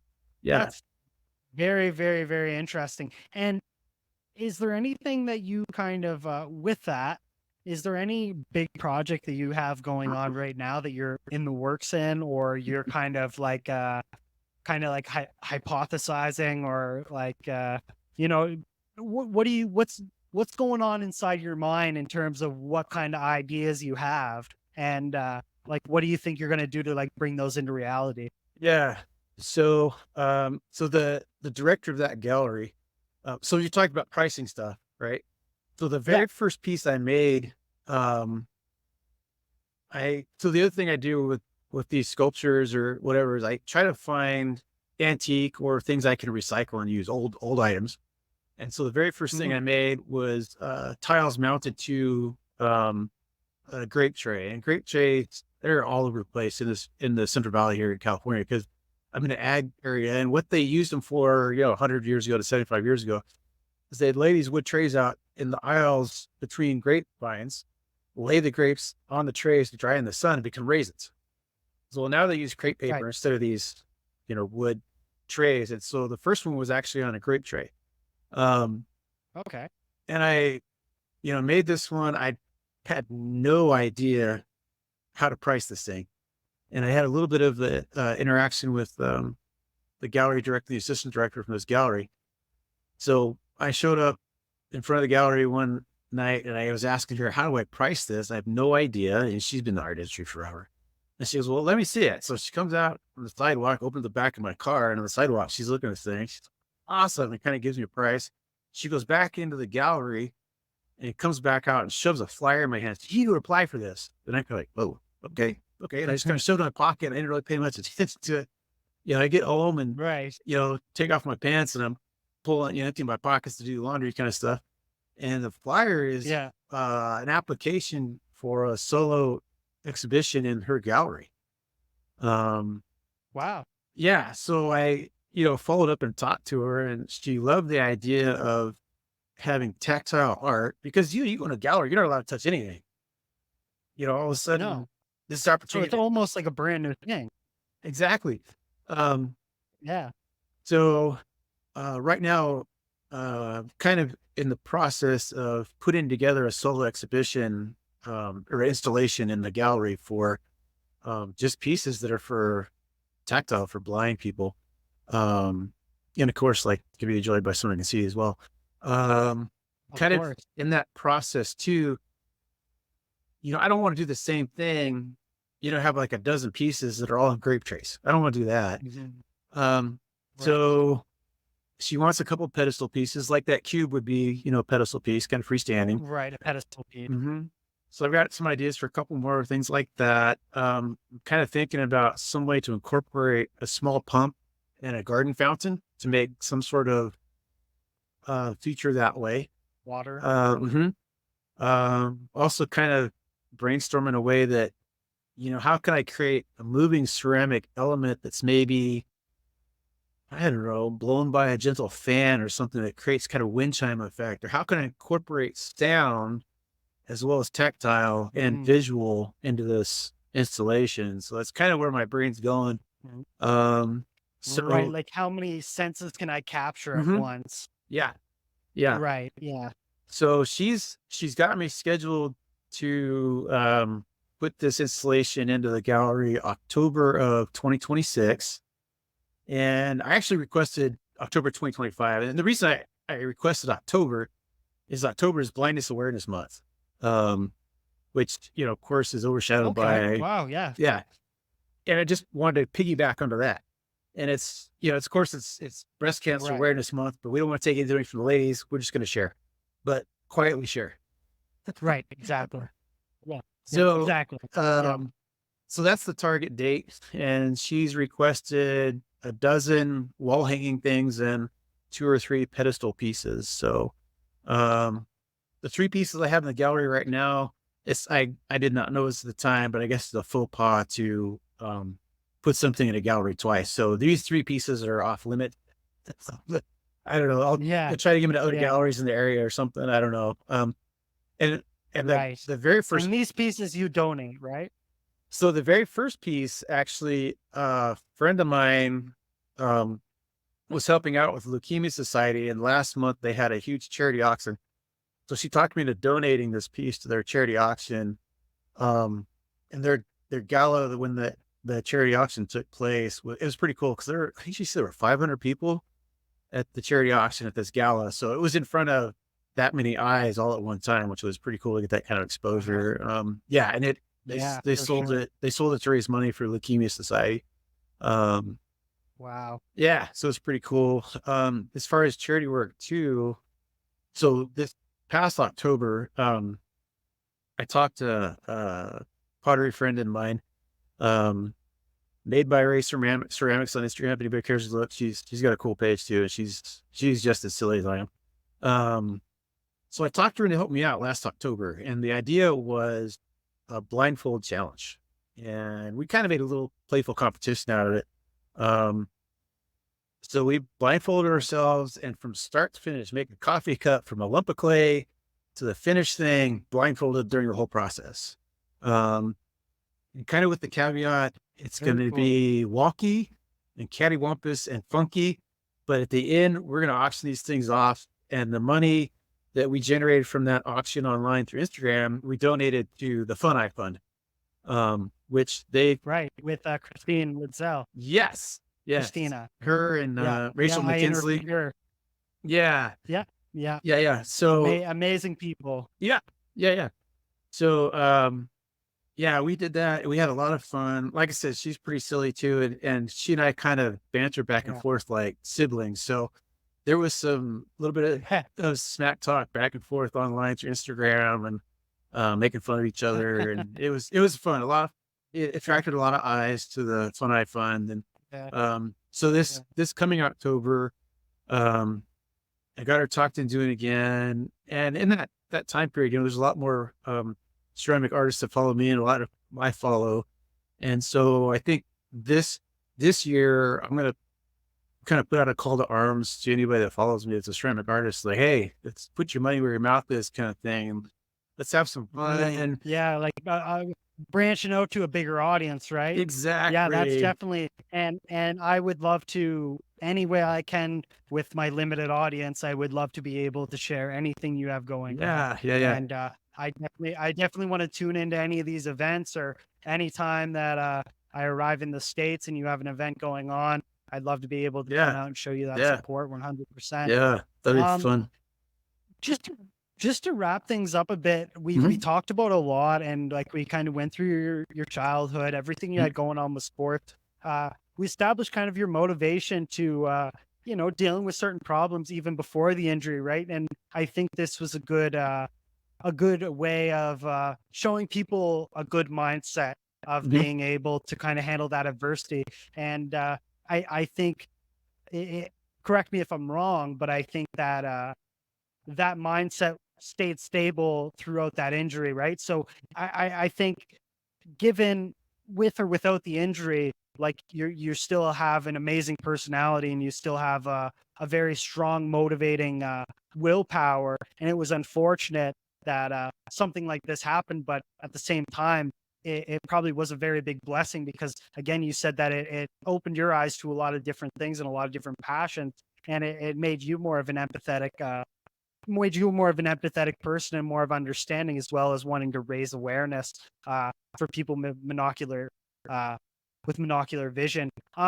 Is there anything else you'd like to share with my audience today? I'll be attaching all of your socials and Mhm. everything in the descriptions with the videos.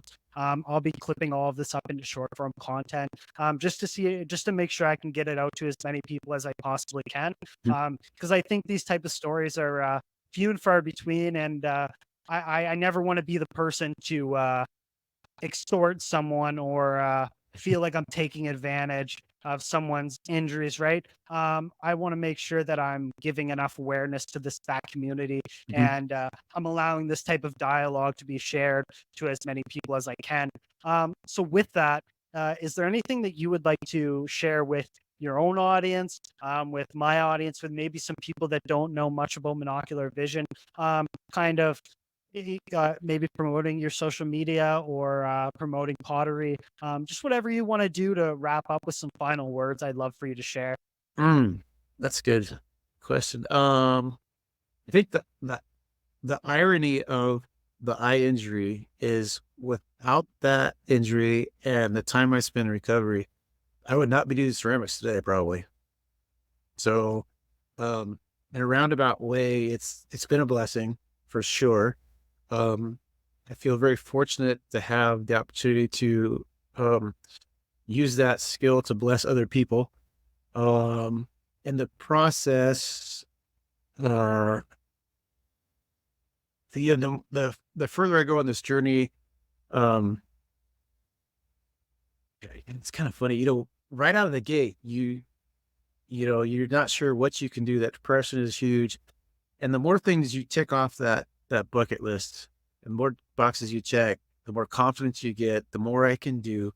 Um, and I feel pretty blessed to be able to use this tool or this medium to help out other people. And like I said, totally introverted, but here I'm okay stepping out and doing the hard things and having this conversation. If it's going to help somebody else out, even if it just helps one person, it's worth it for me to do that. Of course. Yeah. Of course. And it's actually funny.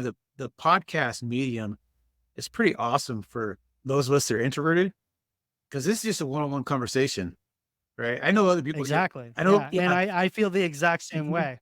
Yeah. Yeah. And I don't feel any sort of stage fright or worried about how I'm kind of conversing, right? Because Nope. I know that generally what people are looking for is an authentic conversation, right? So Yeah. I think people kind of gotten away from that where Yeah. people just can't have this like conversation where in essence we're kind of just shooting the shit, right? Getting to Yeah. know each other. Yep. Exactly. Yeah. I think another thing too with folks that, you're a little intimidated to try something new. Everyone sucks at the beginning. Give yourself grace to be a beginner. Who Of cares? course. I think the other thing too with me with the art too is not long ago I read or I listened to an audiobook Steal Like an Artist, I think was the name of it. And my two takeaways from that was that, when you're doing something like that and you become skilled and you become from the amateur to a pro, pros tend to get complacent. And they're not as hungry as an amateur. Yep. So stay amateur, That's right. stay hungry, keep pushing boundaries, keep experimenting. Yeah. If you fail, you're going to fail. Who cares? Fail forward, learn from that mistake. You're going to make mistakes again, but they're going to be bigger mistakes or more advanced mistakes. Let's say that, Yeah. Yeah. You take bigger risks. Oh, for sure. For sure. Yeah, absolutely. Yeah. But with those And, bigger, and that's, yeah, as I say, with those bigger risks, when something succeeds, it's a bigger success, exactly. Yeah. But I think, No, you're not wrong. mm-mm. Yeah. I think the other thing too, with my other takeaway from that book was that since, so I became half blind December of 2020, right? So we're less Mhm. than 4 years in. So I really have not been doing ceramics that long at all. So Mhm. being that new to it, no one expects anything from me at all. So it gives me this license Right. to experiment, kind of be this wild card. And if I fail, who cares? No one's expecting anything from me anyway. So Yeah. just go for it. That it's funny you say that too, because I had some of my friends on the podcast and stuff, and I said, it doesn't matter what you do because no one's watching anyway. That's it. So I said, just do I said, Mhm. you be however you want to be, because it's the opportunity for me to create content that people want to digest, right? Yeah. So I said, and if nobody watches it, that's not on you. Like that's on me for making this like a form of media. And again, it gives me the ability to develop. And even interviewing you today, from when I interviewed Christina, I feel 20 times more confident, right? And I Mhm. think the next time I interview my next guest, I'm going to be 20 times more confident, right? Sure. So it's just a way to like compare with you. It's Mhm. the exact same thing, right? Where I kind of have a license to kill, and Yeah. it's up to me on whether or not I wanna show up. And Mhm. you kind of right now I'm playing like a pro until I'm a pro. Mhm. And if I screw up, well, it doesn't matter because nobody had an expectation for me to get 1 million subscribers in my first year anyway. Yeah. So it's like, well, it's Mhm. just an opportunity for me to impress people, right? As well for you. It's just an opportunity to say like, shit, I can't believe that guy was able to accomplish all of this in such a short period of time. Yeah. And like it's and then it's a good thing for you because it's one of those things where you're like, I'm kind of breaking that mold in terms of what people can do in that field or that type of way. And again, it just shows to the motivation and the amount of I think the amount of kind of positive obsession you have with it, right? And I Mhm. think that's a thing that people they see as like a negative thing when people are obsessed with something.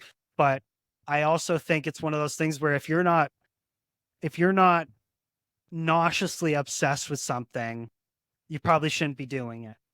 Like, even with it Mhm. comes to podcasting, like I'm thinking of what can I do to like get this out of my guest? What can I, or I talk to someone, and I'm like, wow, that was a crazy conversation. I wonder if like I could have this type of conversation on camera. And like my whole kind of lifespan, because I just like see this as something that like I get such satisfaction and Mhm. so much thrill out of, right? So I don't see it as like a negative where people are extremely driven or motivated because I think that's something where that's almost another niche in a way of Mhm. like, oh, this person like really wants it, right? Mhm. Where it's like, oh, he's not going to take no for an answer. So yeah. Just to wrap things up, Tim, it was an amazing conversation. I hope to have you on the podcast later down the line, get Yeah. some updates with what you're doing. Sure. I will be sure to be following you and sharing as much content as you have to share with your audience. I'll be sharing with my audience. And yeah, it's definitely been very enlightening for me. It's better it gives me a better way to understand what my sister went through. It Mhm. gives me a better understanding of just people going through Mhm. issues and being inspired. And I got exactly what I thought I was going to get out of this Oh, conversation, a nice. very inspiring conversation that I know is going to be amazing for my listeners to hear. So That's once cool. again, thank you very much, Tim, for coming out. Yeah. And I wish you all the best with your ventures. Yeah. And we'll definitely be communicating in the future. I would love to come back again. This is fun. It's a good conversation. Yeah. Yeah, yeah, yeah. Yeah. And it's cool that you have Of kind of course. that inside track with your sister too. That's pretty cool. Yeah. Yeah. Yeah. And it's something I try to learn about with just I don't want to say it simply because of like my sister and whatever but I also think this is a good platform for her to tune into these episodes. And I think it's a good way for her to uh it's a good way to show my support to her as well, right? Not only in making content and creating these like wealthful conversations. I think this is a good way for me to establish my support for my sister. And be bringing guests on like this to Mhm. show my support and willingness to want to learn about it, right? And I genuinely want to learn about not people's shortcomings, but I want to learn about what type of obstacles people had to go through Mhm. in life and how that kind of changed them and how they were able to navigate that. Because I think some people they they tune into these podcasts and they just haven't seen someone ask the right question or get the right question or had the right kind of point of view, right? Where it's maybe we're going to change one person's life, right? Maybe one Mhm. person tunes into this and gets inspired, and by all means, that's amazing to me, right? So, Yeah. and I think you can also echo that statement. Yeah. I'm just really trying to make this content for my own personal gain, for your personal gain, and for the personal gains of anybody that wanted to listen. Yeah. And with that, I just want to conclude this episode. And yeah, thank you very much. And thank you all the listeners for tuning in. Single Men Social Club. It's a working title. I didn't really know what to start it with. So I threw something in and then I was like, this really isn't what I'm trying to do. So like, I think I'm kind of turning a lot of people off. So the name's definitely changing. That's it. I'm going to find a new name with my co-host and it's definitely misleading, but it's something that I want to change and do something a little bit more generic and more welcoming. Yeah, yeah. No, So yeah, for all the listeners knowing, the title will change. that's funny because my when I told my wife I was gonna be on, she, what's the name of it? I told her, she's like, "What? Really?" Yeah, yeah. What? That doesn't even make sense. I always have to sometimes I have to preface with these people aren't single. Just so you know. That's right.